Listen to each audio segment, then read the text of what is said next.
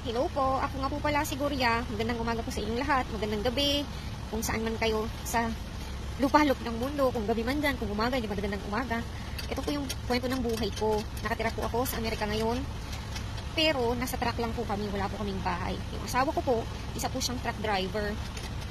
Kaya, kahit saang lugar po kami napupunta, kaya hindi po kami pumipirmi sa bahay. Kaya ito po, pinapakita ko po sa inyong lahat kung ano po yung ginagawa ko. Tinutulungan ko po yung asawa ko.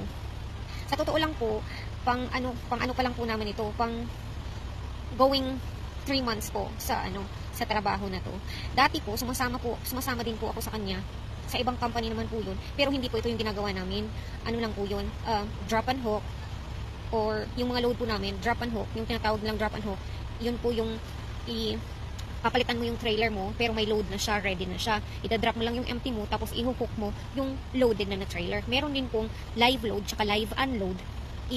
Ano naman po yun, ipapasok naman po yun sa mga door, sa mga warehouse, sa mga distribution, sa mga ganun. Yun po, hindi po ganito. Ito pong company niya na to ngayon. Saan nga ba tayo? Naputol yung ano ko. Ito pong company niya to ngayon. Ganito po kadalasan yung mga load namin, mga pipes, na kung saan dinideliver namin from west to east to north to south. All over 48 state po. Ganon din po yung sa dati. All over 48 states po yun. Yung hindi lang po namin napupuntahan ay yung Hawaii, tapos Alaska. Tapos, ito po, ginagawa ko. Tumutulong po ko sa asawa ko. Tsaka ano po, hindi ko po kaya kasing nakaupo lang na ganito po talaga ako. Parang boyish din po ba, ganon. Hindi po ako mapirmi. Kaya ito po, tumutulong po ako.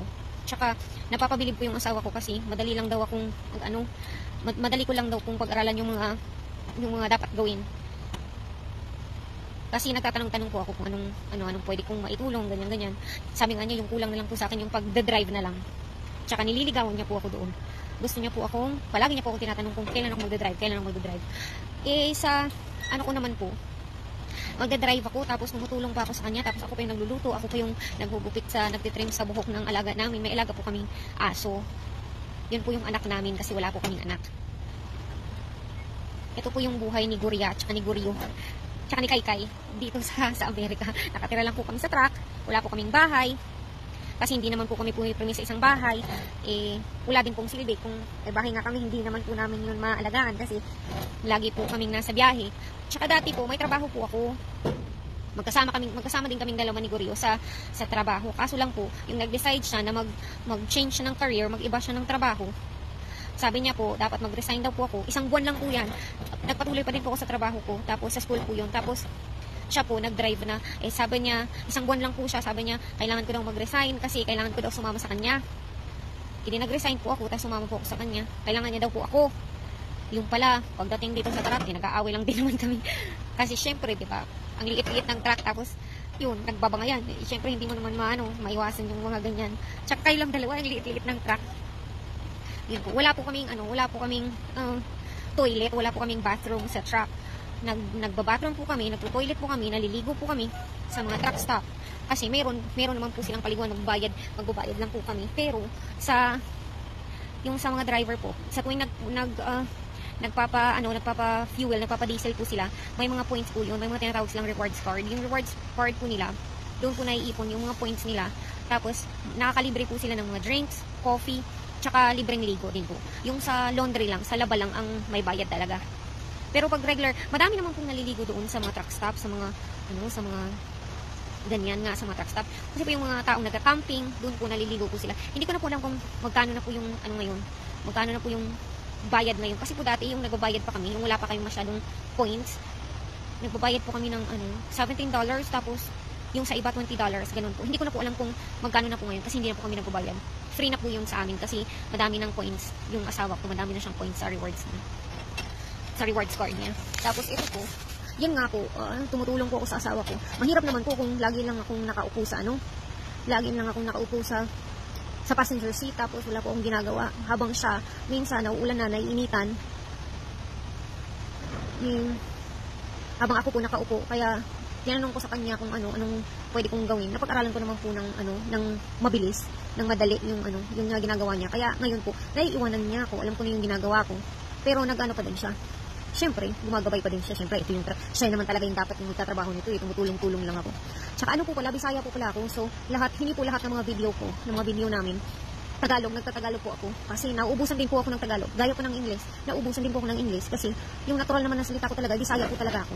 Kaya, ayun po. Madaldal po ako, pero sadya talaga nauubusan ka din po talaga ng salita kapag nagbo-voice over. Mawawalan ka na ng dapat sabihin, ewan ba. Basta ito po yung ginagawa ko. Ayan po. Tsaka po yung iba po na naaawat sa ginagawa ko, sabi daw po nila, bakit ayaw mo magtrabaho ng ibang trabaho? Bakit tumutulong ka sa asawa mo? Bakit mas maganda kung may trabaho ka nga? Wag po kayong mag-alala kasi hindi naman po ako pinapabayaan ng asawa ko. Nakakain po ako ng mga pagkain gusto ko. Tsaka hindi naman po kasi ako maarte, simple lang po ako. Basta kada meal po, I have rice. I'm contented with every meal that I have rice and I'm good with it. So wag po kayong mag-alala. Tsaka, hindi naman po ako nag-aano sa, kung pera-pera lang naman po ang pag-usapan, meron din naman po ako. Hindi po mahigpit yung asawa ko. Nagbibigay ko talaga yan. Hindi kailangan manghingi sa kanya. Pusa na po ako kumukuha. May access po ako. Kaya, hindi po ako nakakaawa. Kung yan po yung nakikita niyo sa akin na nararamdaman niyo, naawa po kayo sa akin na nahihirapan po ako. Hindi po ako nahihirapan. Parang laro-laro lang po ito. Minsan po nahihirapan ako. Siyempre tao lang din naman ako. Napapagod ako. Umaalma ako. Nagreklamo ako. Pero hanggang reklamo lang po yun. Hanggang bibig lang po yun. Ginagawa ko po yung mga dapat kong gawin. Tumutulong po ako sa asawa ko. Kasi sino po naman hindi tutulong sa asawa? Sino pa po ba yung tutulong sa asawa ko? Kundi ako din po. Kaya, hindi po kayo nag-feel ng pity sa akin. Kasi, okay lang po, kaya ko po. Tsaka ito po yung ginagawa ko. Kailangan ko din po ito. Kasi 40 na po ako, kailangan ko po ng exercise. Hindi po ako nag-exercise. Ito po yung exercise ko. Ito po yung pagpapawis ko. Kaya, yes, I help with my husband. So, ito po yun. Tsaka kailangan ko din po talaga. Kailangan magkilos-kilos. Kasi 40 na po ako, 40 na po ako. Hindi ko po kailangan na mamamatay po tayo maaga. Kapag hindi po tayo pagpapawisan. Kaya, okay lang po. Tsaka, nabibigyan ko po ng ngiti yung asawa ko kasi nakakatulong po ako sa kanya. Yun po. Hindi po mababayaran yun ng kahit anong salapi. Kahit nag-aaway-away, hindi naman po kami perfecto. Nag-aaway din po kami. Naubusan din po ako ng English sa pag-aaway namin. Pero, ganun naman talaga po. Ang buhay ay ganun lang talaga. Ay, naubusan ako ng Tagalog. Basta, muna siya. Yung ano niya mong kinabuhi diri. This is our life and I'm contented with our life. We're not fancy people. We eat, we can eat, we survive. We survive and that's just what's important. Hindi po, natural lang din naman po na minsan talaga nagre-reklamo po kami kasi napapagod din po kami, tao lang din po kami, pare-parehas naman tayong mga tao lang dito napapagod din, pero okay lang po yung buhay namin sa mga curious ko. Tsaka, wala naman din po kaming anak, so wala, eto lang, enjoy naman po namin. Wala, hindi kami nabigyan. Tsaka meron kasi diyang iba na, iniisip na nakakaawa daw ako na, ay, wag po. Kanya-kanya po talaga na tayo ng destinasyon sa buhay. Alright, this is what we did today. So, salamat po sa mga nakaka-appreciate. Tsaka, paki-like na din po itong video na to kung nagustuhan niyo po. Salamat po. Have a good day, everybody. Thanks for watching. Bye-bye. Sabi ko po sa inyo, miningitian po ako ng asawa ko kasi na-amaze siya na nagagawa ko yung mga ganito.